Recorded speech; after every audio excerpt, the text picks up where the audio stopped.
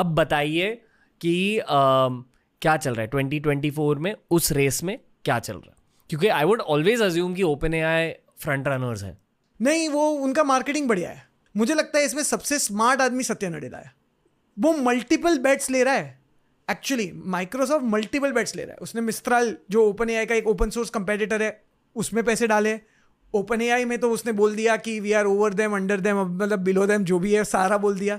Third वो अंदर बना रहा है माइक्रोसॉफ्ट के अंदर. उसने एक कंपनी में जो भी बहुत पैसे रेस किए थे, वो कंपनी में नाम भूल गया मैं वो कंपनी का, वो उसके फाउंडर को और उसकी टीम को एक्वायर कर लिया. $400-500 मिलियन दिए होंगे, $300 मिलियन दे दिए होंगे. बट उनको अक्वायर करके वो बेसिकली कोई भी हाल में मुझे लगता है सत्या नडेला एआई की रेस हारना नहीं चाहता. वो कुछ भी कर सकता है वो रेस जीतने के लिए.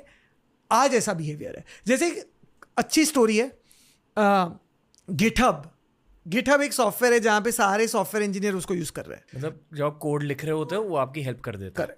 आप ऐसे समझो, ठीक है. तो बेसिकली गिटहब का एक सीईओ था. गिटहब के सीईओ ने बोला कि ऐसे कोड लिख पा रहे हैं ओपन एआई से. सत्या ने 15 मिनट में 1 बिलियन ठोकने का डिसीजन ले लिया. 15 मिनट में. That is how Satya is known to take decisions. Super fast. Startup है यार, मतलब आप समझ रहे हो, सुबह को आइडिया है, शाम को कुछ कर देगा. वो ऐसे फंक्शन कर रहा है जो माइक्रोसॉफ्ट से किसी की उम्मीद नहीं थी कि वो ऐसे फंक्शन करेगा, पर कर रहा है. लिंक्डइन खरीद लिया. LinkedIn is owned by Microsoft now. So Microsoft ऐसे फंक्शन कर रहा है. आज 15 मिनट में डिसाइड कर दिया ओपन एआई को पैसे दे दो. गिटहब को पायलट बना दिया. पता नहीं गिटहब का रेवेन्यू 3 गुना बढ़ गया होगा. $15 से बेसिकली आप $1,000 दे रहे हो, $5,000 दे रहे हो उसको हर महीना. हर आदमी देना ही होगा क्योंकि मतलब नहीं तो नुकसान ज्यादा है. अमेरिका में जहाँ ये सारी कंपनीज बेस्ड है, वहाँ लोगों के जॉब्स यहाँ से वहाँ ट्रांसफ़र हो रहे हैं इसी रेस की वजह से. जो सबसे ज़्यादा सैलरी ऑफर कर रहा है वही सबसे बेस्ट एआई इंजीनियर्स रिक्रूट कर पा रहा है. यार इनको सैलरी कितनी मिल रही होगी आप गेस करो. चलो कितनी मिलती है?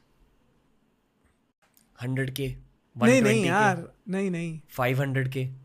मतलब जो बड़े रिसर्चर है आप उनका सोचो कि इंडिया का प्लेयर जो आईपीएल में खेल रहा है, विराट कोहली निकाल दो, पर इंडिया का प्लेयर जो आईपीएल में खेल रहा है उतनी सैलरी मिल रही होगी.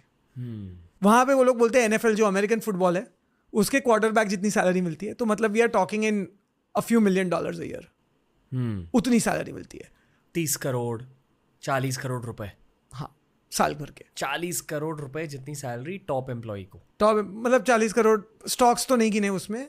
25-30 करोड़ तो कैश लेके जाता होगा वो. स्टॉक्स तो और बहुत है हर साल. वो मतलब वो वहां पे 3 साल अच्छा तमीज से काम किया तो मुझे लग रहा है 25-30 मिलियन तो इजी, 40 मिलियन इजी लेके जाएगा. क्योंकि अगर 40 करोड़ के आदमी को 5 साल के लिए भी रखा, 200 करोड़ उस पर स्पेंड करे, उसको कोई रखता नहीं है.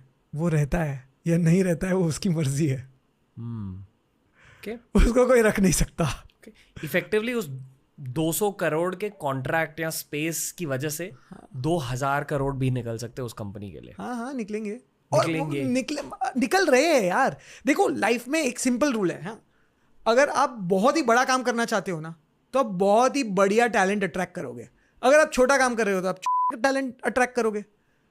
ओपन एआई, माइक्रोसॉफ्ट, गूगल बहुत ही बड़ा काम करना चाह रहे हैं.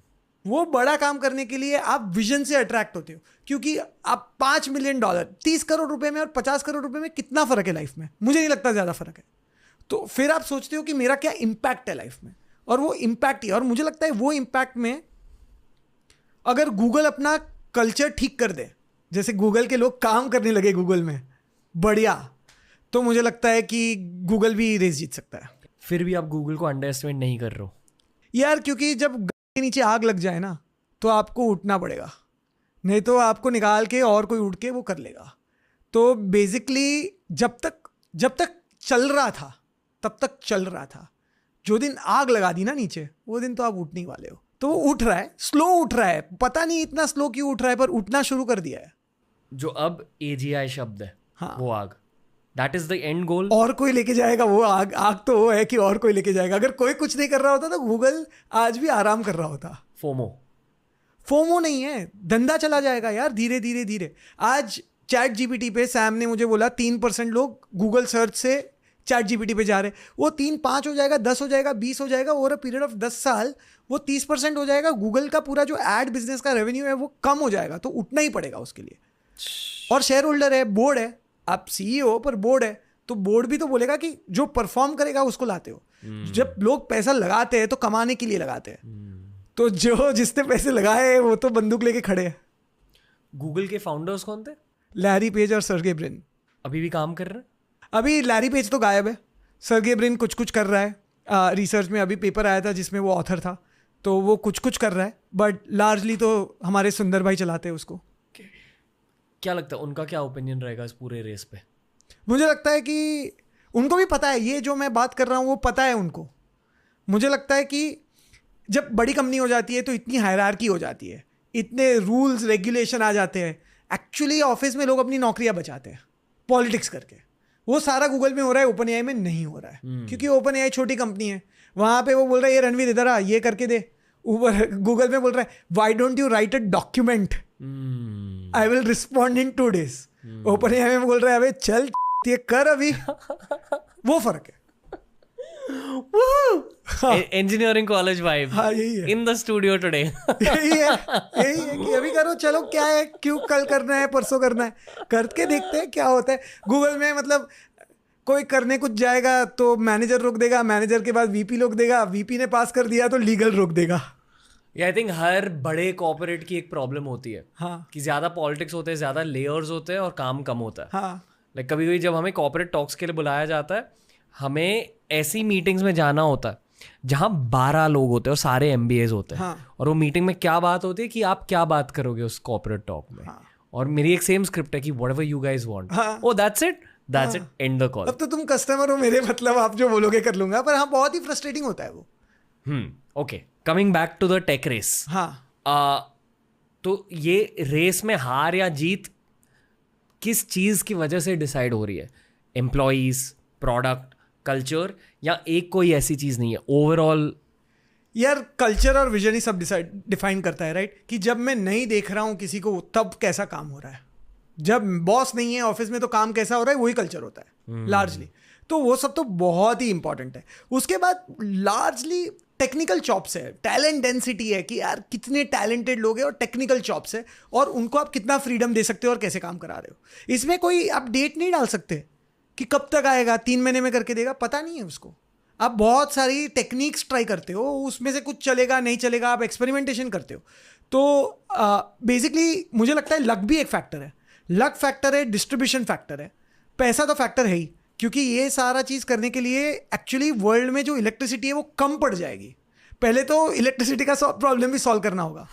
जो हम इलेक्ट्रिसिटी जनरेट कर रहे हैं और जो हम करना चाहते हैं वो कम पड़ने वाली है। वो न्यूक्लियर फिजन फ्यूजन कभी तो लाइफ में आके होपफुली सॉल्व कर देगा।